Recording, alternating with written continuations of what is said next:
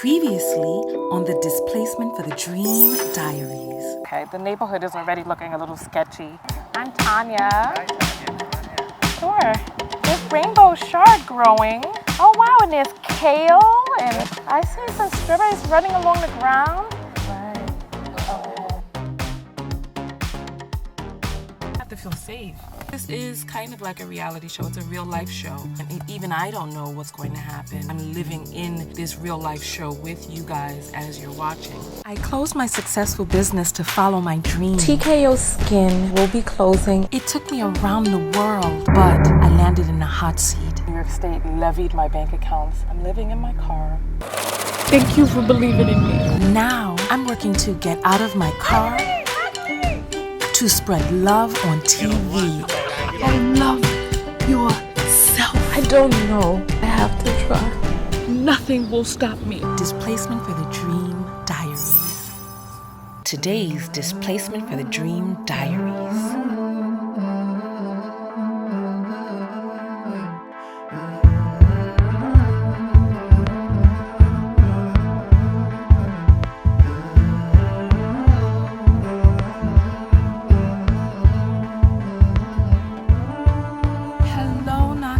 TonyaTko here, and oh Lord, I'm sitting in the car right now. I don't know, it's weird. It's like when I start to feel overwhelmed or crowded, I feel like there's solace and solitude and refuge in my car. I'm really tripping, I'm really bugging out. I'm having a difficult time getting over that place that I thought was perfect and trying to find something else which is suitable and within my range and in the area that I want to live in. And oh my goodness, I'm so frustrated today. Things are starting to pick up online, and things are starting to turn around, and people are like, oh yeah, I knew you could do it, and all this other stuff. And it's like, yeah, it's like when things start to pick up, people are like, oh yeah, I knew you could do it, or whatnot. When things are tough and hard and you're in the thick and in the middle of it and you don't even know if you could do it.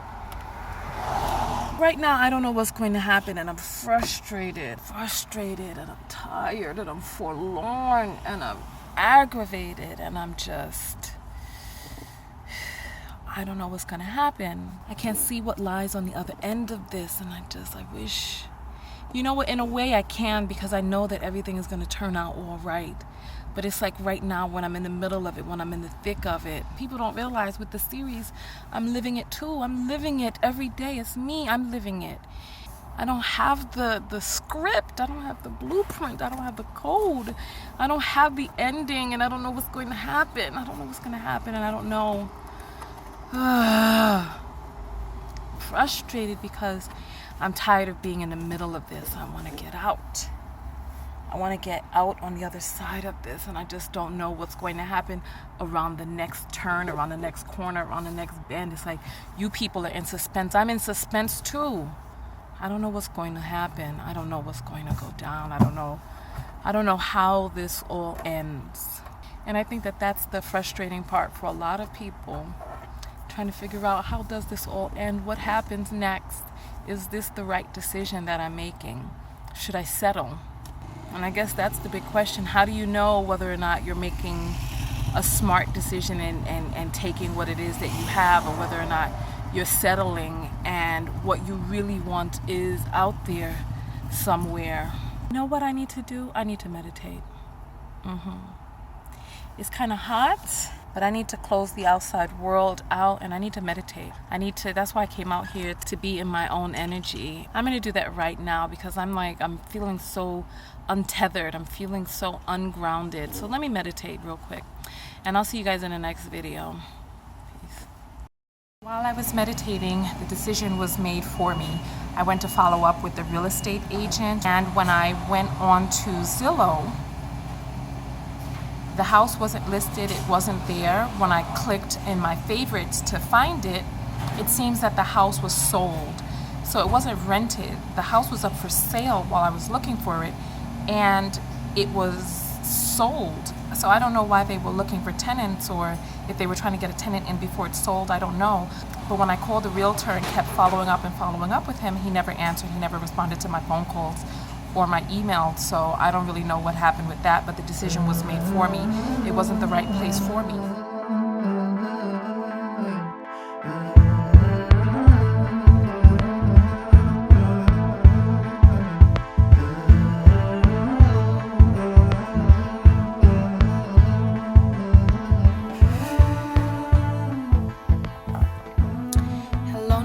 it's TonyaTko here, and I'm not even sure if I'm going to publish this video, but I'm recording it. Kind of wanted somebody to talk to. I just had a self-abusing moment.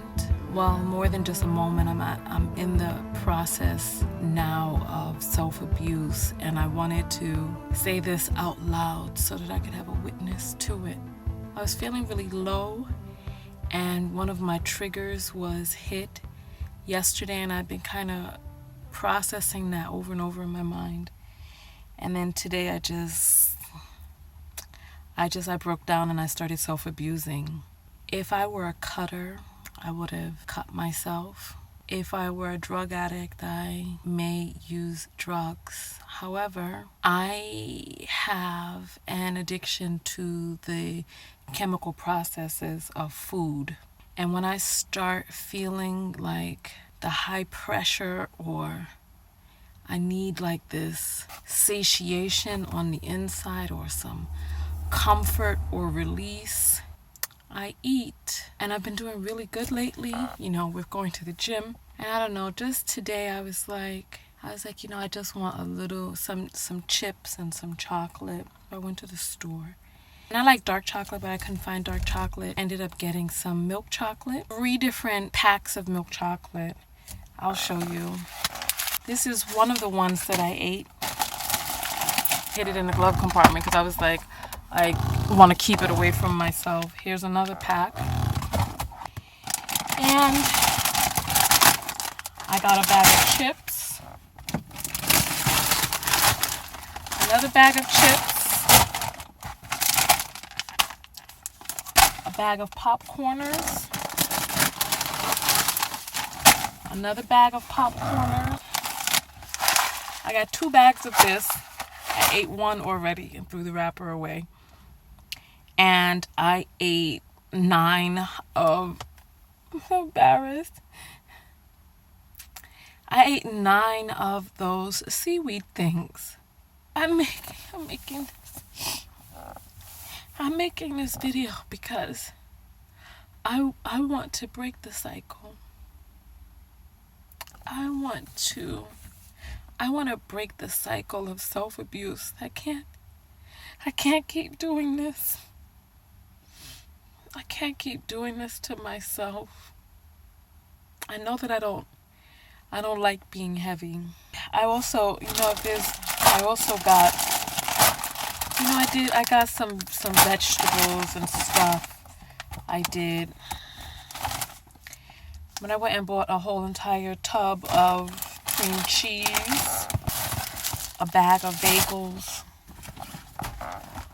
a box of waffles. It's like I enjoy like the feeling like when I have some carbs and it goes inside and it just feels so calm and so soothing. It's like a hug from the inside out. And it's like sometimes the pressure and the strain be so much that sometimes I don't want to deny myself that good feeling. Sometimes the pressure is so much that I look forward to calming myself with that good feeling. But I'm making this video to have a witness, to bring awareness, to bring a seeing eye into this, because I don't want to do this. I don't want to do this. I don't want to. See, because you know what? I ate 2 of these bags yesterday.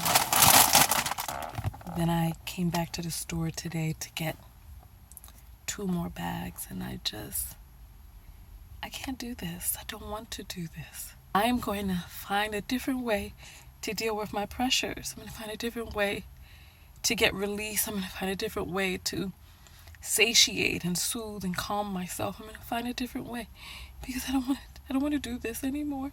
It's been a lifelong pattern. And you guys, you see me yo-yoing up and down, up and down, up and down in weight. And that's because even though like some of the stuff that I would post up on Instagram in my food recipes, even though they would look healthy, I would be doing good. But then like sometimes the pressure of certain things would be like especially when I was at TKO Skin, I was so unhappy that I often self-abused with food. often.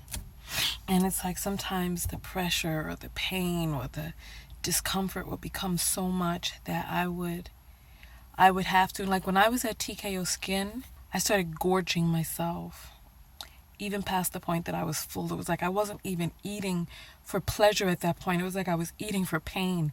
And that's why I say if I were a cutter, I would cut if I were a cutter. But cutting is not my particular affliction. Neither are narcotics. However, my affliction is food. You know, and I know we all have to eat, and I know, but what I'm saying is the way that I eat, how I eat, what it is that I'm thinking about when I'm eating is my affliction. When I was at TKO Skin and I would be so unhappy that I would like gorge myself so that I could hurt myself with food, so that I could feel that pain and so that I could punish myself with food. I have you guys as a witness right now, and I am going to make a different choice. I can't with this. I can't like this. I can't anymore. The cycle has to end, and there has to be something that will end the cycle. You know, it's like being in this situation is so difficult for me. It's like even though I'm sleeping on someone's couch right now, it's uncomfortable for me because I always feel like I'm on. I always feel like I have to be alert. I always, like, my energy doesn't get a chance to rest. It's like my energy is always traveling outside of my body, and I don't get a chance to really go within. It's like, you know, I'm out there on the couch, so I always have to be cognizant of people, because there's a lot of people always coming in and out. And so it's like I really can't really rest, and I can't really bring my energy in. I've found myself retreating to my car more and more often. Like yesterday, I was just sitting in here, just using the computer just so I could be in my own energy. And earlier today, I was really almost tempted to just throw the cover over the car and just try to take a nap inside, because it's like I really need to be in my own energy. And it's like not temporary energy. I really need to be able to rest. I need to be able to have nothing else, nowhere else to go. No, I don't have to leave in a week. I don't have to leave in a month. I don't have to leave in 3 days. I don't have to wonder what it is that I may be doing wrong. Am I taking up too much space? Am I too this? Am I too that? I really just want to get in my own space. It's been so long now since I've been looking for a place and haven't been able to find one, that at this point I'm just like, we'll probably just have to do Airbnb. I'll probably just have to do something. But even in Airbnb, I won't be able to rest. Like, I need to get into a place, and I need to sage the place, and I need to clear out old energies, and I need to be in my own space. I need to be in my own energy, and I need to be able to relax without having to worry about having to leave and pack everything up in a week and all this other stuff. I really need to start planting roots, because there's things that I need to do that I'm not able to do until I can really just relax. I feel like when I'm done with this, I'm going to sleep. Like, when I got back into the country from that stint in Central and South America, I slept for like 2 or 3 weeks. I just could not get enough sleep. And when I get out of this situation, I'm going to sleep. And I'm going to sleep, and I'm going to sleep, because I feel like I need to reground, like I need to rejuvenate, like I need to recenter. I need a hug now more than ever before. Like, having all this stuff is not bad, but I know that if I stay in this frame of wanting to self-abuse, I would just sit there and I would just eat, and I would eat, and I would eat. Like, I would eat that whole cream cheese thing in one morning, or dip and eat and eat and eat.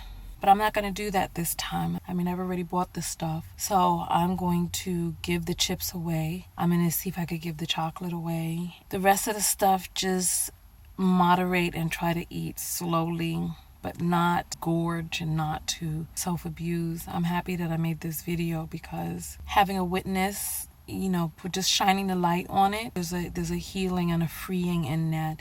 I'm overwhelmed and I'm feeling lost right now. At this moment, I don't know. I don't see the light on the other end of this. You know, I'm going to say this and I don't know if I'm going to publish this in or not. But what triggered me is yesterday, my dad contacted me